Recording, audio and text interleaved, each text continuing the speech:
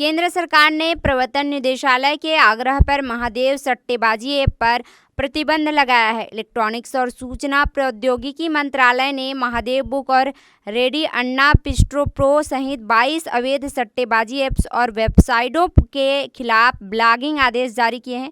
यह कार्रवाई अवैध सट्टेबाजी ऐप सिंडिकेट के खिलाफ ईडी की ओर से की गई है। जांच और उसके बाद छत्तीसगढ़ में महादेव बुक पर छापेमारी के बाद की गई है। इसमें ऐप के गैर कानूनी संचालन का खुलासा भी हुआ है। मैं शुभम सोनी बोल रहा हूँ और मैं महादेव बुक का ओनर हूँ। ये रहे उसके डॉक्यूमेंट्स।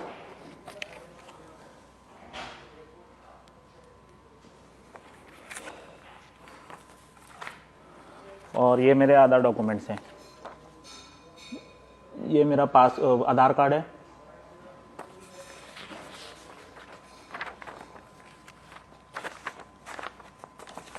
ये मेरा पैन कार्ड है।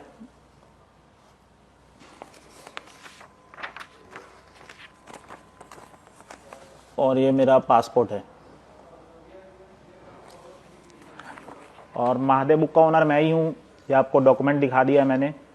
और 2021 में इसको मैंने चालू किया था। ये उसका पूरा डॉक्यूमेंट्स है।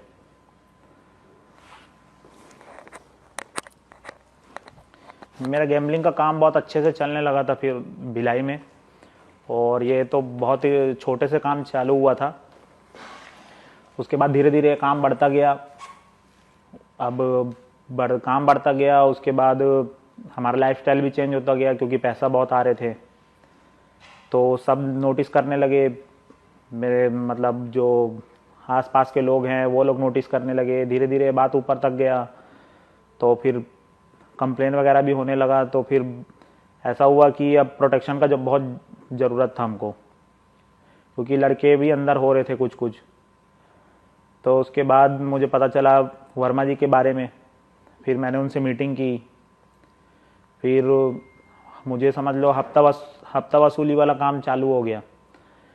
अब वर्मा जी से मैंने मीटिंग किया तो फिर उनसे बात हुआ।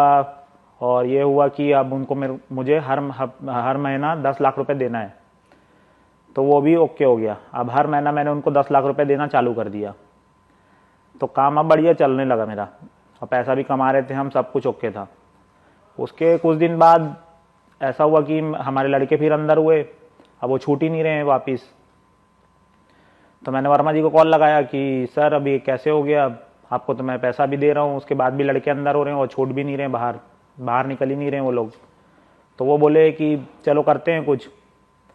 फिर उसके बाद भी लड़के नहीं छूटे। फिर मैंने वापस कॉल किया उनको। तो वो बोले कि भैया लगता है अभी यहाँ से काम नहीं होगा, मैं चलो आपको किससे मिलवाता हूँ, ऐसा करके बोले हो।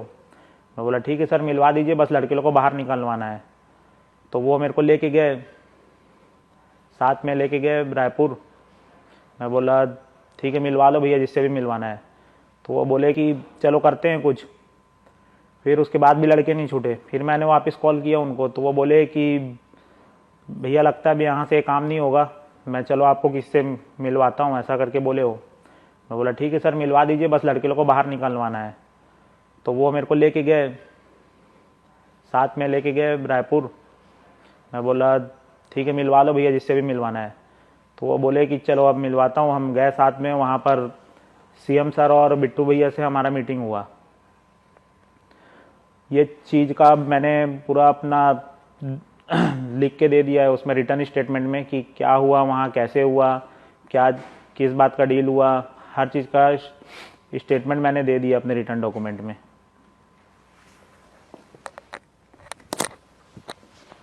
मैं सितंबर 2020 में दुबई आया।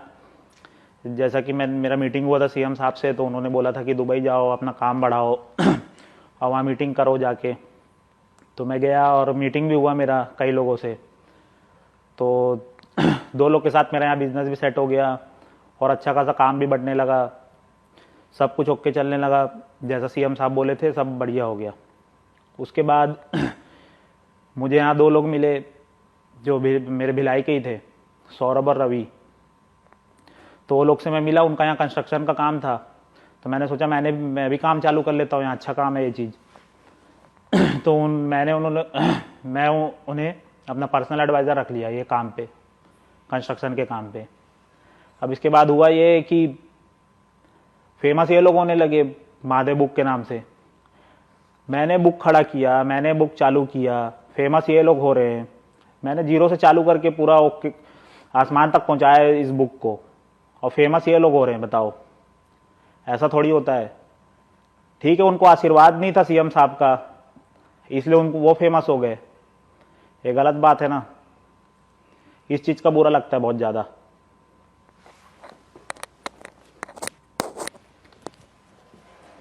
एक बात बता रहा हूँ आपको, हमारे सीएम साहब का एक आदत है, बघेल जी का, कि वो कुछ दिन में पलटी मार देते हैं, और ऐसा मेरे साथ हुआ है।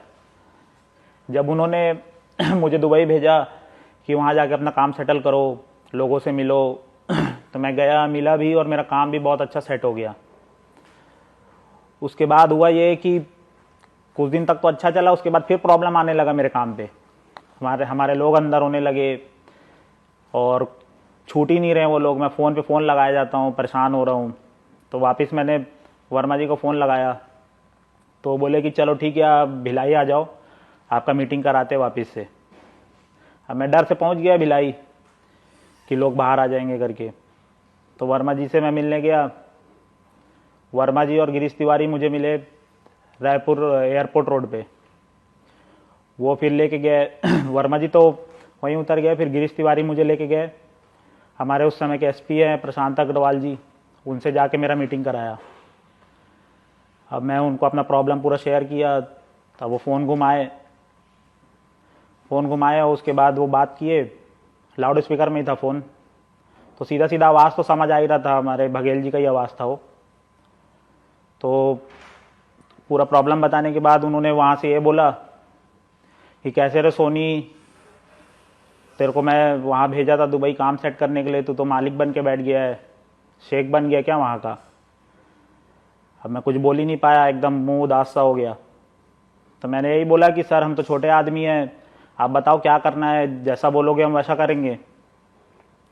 तो बस वो यही बोले कि ठीक है, आप प्रशांत जी से बात कर लो, वो आपको बता देंगे क्या कैसे करना है। मैं बोला ठीक है सर। उसके बाद हम चल गए वहाँ से। उसके बाद प्रशांत अग्रवाल जी से तो डील हो गया था कि क्या कैसे देना है, और वो सब तो मैंने अपने रिटर्न स्टेटमेंट में भी बता दिया है। उसमें लिखा भी हुआ है सब कुछ रिटर्न स्टेटमेंट में, क्या मैंने किसको दिया है, कैसे दिया है, किसके सोर्स से दिया है, हर कुछ लिखा हुआ है। अब इतना पैसा देने के बाद भी मेरा काम बढ़ नहीं रहा है, अंदर हो रहे हैं लोग, तो क्या मतलब, पूरा फंस गया हूं मैं पॉलिटिकल सिस्टम के अंदर यार।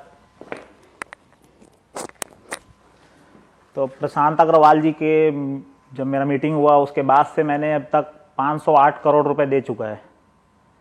हमारे बघेल साहब, बिट्टू भैया और उनके जो लोग हैं उनको मैंने 508 करोड़ रुपए दिया है। उसके बाद भी मेरा काम नहीं हो रहा है, मेरे काम में डिस्टर्बेंस हो रहा है इतना ज़्यादा। मैं इतना परेशान हो गया हूँ इस सिस्टम से, अब क्या करूँ समझ नहीं आता है।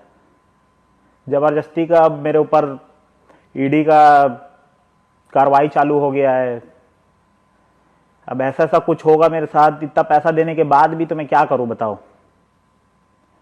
अब बस मेरा यही लास्ट रिक्वेस्ट है हमारे इंडियन गवर्नमेंट से कि वो बस इतना हेल्प कर दे मेरी, कि मैं अब फंस चुका हूँ इस पॉलिटिकल सिस्टम में, मैं इससे बाहर निकलना चाहता हूँ। और आपको जैसा एविडेंस चाहिए, जैसा प्रूफ चाहिए, मैंने जैसे जैसे पैसा उनको दिया है, हर चीज़ का मेरे पास एविडेंस, प्रूफ, हर चीज़, एक एक चीज़ पड़ा हुआ है।